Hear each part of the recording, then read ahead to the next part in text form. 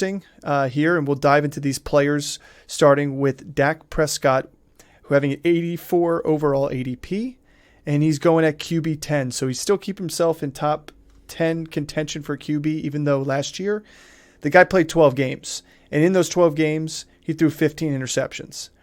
It's not good when you're a quarterback that throws it over an interception a game average. He did have a good 2021 coming off that bad ankle injury that he had. He ended up being QB 8 with 4,400 yards and 37 touchdowns. But you can see that ankle injury, even last year, he is not the mobile guy that he was in those first 3 years in the league. So that he's definitely more of a pocket passer, and that hindered him a little bit there, and it put the onus on this rushing game. Where do you see Dak Prescott? Do you see him inside of your top 10? And if you don't, who are you taking him above, and where do you value him in this team? Because this Cowboys team, they've got a lot of hype going in here. We just heard Gronk the other day saying the Cowboys are the one team he sees being the Super Bowl winning champions, like the dark horse to win it. Yeah, I mean, I think Dak is kind of the value brand quarterback this season. I mean, we've talked a lot. Obviously, we're in the last division, so we've talked about a lot of the quarterbacks in the league and a lot of the guys that we would probably take over him. Like, I'd probably take Goff and Carr over him, but they'd be right there. Like, Goff, I would take over him for sure. The thing with Dak is that he has weapons all around him. Like, even Pollard, who I don't view as a traditional running back, he's very heavily used in the receiving game. They got CeeDee Lamb. They gave him an extra weapon with Brandin Cooks. Michael Gallup is now the number 3 there. Jalen Tolbert should develop in his second year. I think his second year. And then they lost Schultz, but I think Ferguson is actually a really good replacement for them. So they have plenty of weapons all around him. The one stat that really concerns me about Dak is the interceptions. But if you look a little deeper, he was number 6 in the NFL in terms of interceptable balls thrown. Yeah. That means there's a lot of dropped interceptions. So he threw 15 interceptions in 12 games, and there were more on the way.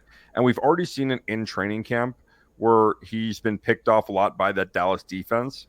But I think that there is upside because there's a lot of weapons. So like I said in the beginning, he's a value pick here. And this is where I'd probably get him. If I go and completely fade, like if I go fade all the top end quarterbacks, my pick would be to go and get Goff, go and get Carr. But he's probably next on that list. I mean, I probably would draft him. He's right there with Russ, and with me, and I wouldn't see him as inside my top 10. I wouldn't put him there. I think that there's a lot of other good players that are in that conversation, and there's a lot of other players that I would rather have. And unless you're drafting a 2 quarterback league or someone gets backups, like I think Dak could be undraftable outside of the top 12. So outside of in single quarterback leagues, you're talking about, yeah. Yeah. I mean, I don't disagree with you. I mean, where they have him, they've got right now Tua's being drafted after him, Aaron Rodgers being drafted after him, Kirk Cousins being drafted after him, even Daniel Jones and Geno Smith. To me, the Geno Smith line is where I'd be sitting there saying I'd be happy with Geno or Dak, like either one. Because I'd still rather prefer Geno. Yeah, I mean, listen. Weapons being the same. Yeah, the weapon. I mean, you could argue that the weapons for now that they have JSN, the weapons may be a little bit better over in Seattle. But again, it's just one of the only thing you could give Geno the knock on is he's not playing in the NFC East. This division is tough.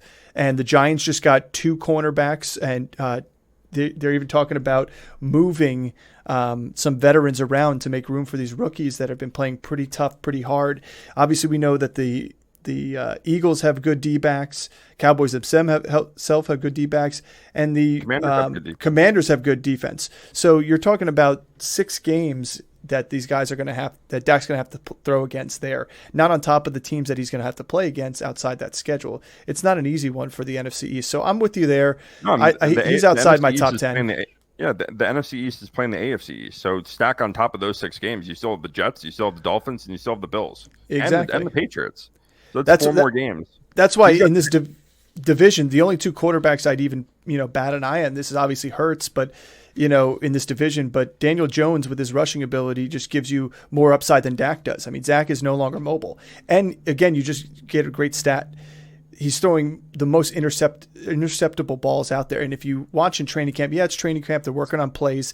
But I saw him try and throw a corner fade to Brandin Cooks, a guy under 6 foot tall into double coverage. Like, how are you not expecting that to be picked? Like, yeah, I get it. They're running through plays, and it's a reach in terms of wait until that. we get to Brandin Cooks. There's an interesting stat on that too.